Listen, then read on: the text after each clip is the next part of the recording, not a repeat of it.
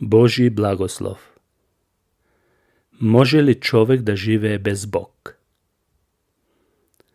За разлика од она што го зборуваат атеистите и агностиците, човекот не може да живее без Бог. Човекот може да постои како смртник без да го признае Бог, но не и без реалноста на Бог. Како создател, Бог го започна човечкиот живот. Нашиот живот му го должиме на Бог, бидејќи сме создадени според Неговиот лик, онака како што е запишано во првата книга Мојсеева, првата глава, 27 стих. Нашето постоење зависи од Бог. Било тоа да го признаеме или не, Бог го одржува животот и непрекинато дава живот. Библијата вели дека тој е живот, тој е пат, тој е вистината. Христовата сила го одржува целото создание. Тоа го запишал апостол Павле во Колосјаните, првата глава, 17 стих. Дури и тие што го отфрлаат во своето неверие, Бог ги одржува во живот и се грижи за нив и нивните потреби. Тој го прави сонцето да изгрева и над лошите и над добрите. Тоа го прави и со дождот. Да се помисли дека човекот може да живее без Бог, е исто да се мисли дека сончогледот може да обстане во живот без сончевата светлина или цвеќето без вода. Како Спасител, Бог дава вечен живот на сите кои веруваат во Него. Животот е во Христос. Тој е светлината на светот, како што е запишано во Евангелието според Јован, првата глава, 4 стих. Исус дојде со намера да даде живот и да го имаат во изобилие. Сите што се надеваат во Него имаат ветување дека ќе ја поминат вечноста со Него. За да живее човекот, мора да го познава Христос. Без Бог, човекот има само телесен живот.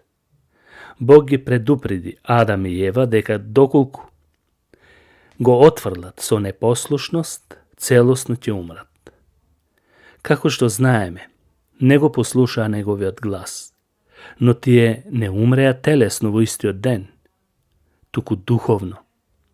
Се прекина врската помеѓу Бог и човекот. Во нив умре духовниот живот, познавањето, заедништвото со Бог, слободата да уживаат со Него, невиноста, чистотата на нивната душа. Се тоа исчезна. Човекот стана грешен и без Бог во духовна смисла. Адам беше создаден за да има заедништво со Бог. Меѓутоа, со паѓањето во грев, непослушност, сето тоа го изгуби. И Бог му рече дека ќе се врати во прав, бидејќи е земен од прав и ќе се врати во прав. Како негови потомци, човекот може да живее телесно и да функционира во своето постоење, но духовно е мртов за Бог. Таквите луѓе може да изгледаат како среќни кога има причина за тоа, но вистинската среќа без која не се може и останува понатаму во него, бидејќи му недостасува Бог. Тие што го отфрлаат Бог, може да се каже дека живеат во секојдневна разонода и се обидуваат преку тоа да добијат радост и до некаде успеваат. Како што Библијата нагласува во Евреите, 11 глава, 25 стих, и се нарекува привремено уживање во гревот. Таквата радост е привремена, така што порано или подоцна, сето тоа ќе спласне и ќе се открие дека е поминливо и без суштинска вредност. Човекот не може да каже дека е среќен кога живее без Бог. Но, треба да се истакне и тоа дека сите луѓе што го отфрлаат Бог не се предаваат на хедонистички живот. Многу неспасени луѓе живеат дисциплиниран живот и со принципи, кон земните вредности, така што сето тоа ги исполнува и им причинува задоволство. Таквите морални принципи се всадени во човечкото битие и тој во нив наоѓа потпора кога ги применува. Меѓутоа, Бог е исфрлен од таквиот живот. Човекот има овие вредности само во овој живот, додека е во тело. Проблемот по смртта останува нерешен и еден ден ќе се соочи таквиот човек со Бог и ќе треба да даде сметка за отфрлањето на Бог. Зашто вредностите што се дадени од Бог не се Бог. Секој човек мора да го прифати и Бог и неговите вредности. Без Бог, човекот сепак не е исполнет макар колку и да се труди. Тој што нема добра комуникација со Бог се соочува со внатрешен немир кој се одразува во неговиот секојдневен живот. Постојаното барање на некој задоволства и исполнетост е знак дека човекот копнее за вистински мир. Тие што сакаат да бидат задоволни со светските уживања на крајот се соочија со очајување. Таков пример имаме со Соломон. Тој ги искуси сите земни задоволства и пак не беше среќен. Тоа што го кажа остана како траен печат на сите генерации, дека животот е Божи дар и само со него има смисла и вредност. Најважно е според Соломон човекот да има Божи страв и да се чува од зло, како и да го почитува со искрено поклонување. Со други зборови, животот нема само телесна димензија. Исус многу јасно тоа го потцрта велејќи: човекот нема да живее само од леб, туку и од секој збор што излегува од Божјата уста.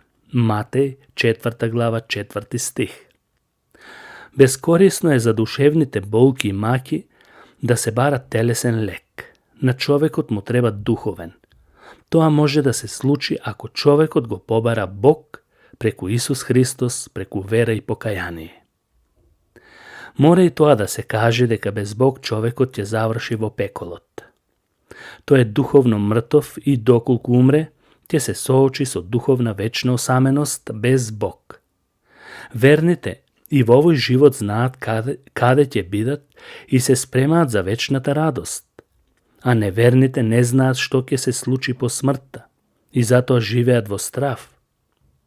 Бог ја всадил вечноста во нашите срца. И се додека битието не се исполни со Бог, човекот не може да биде среќен и да каже дека може да се живее без него. Може, но за жал на негова штета и вечна пропаст.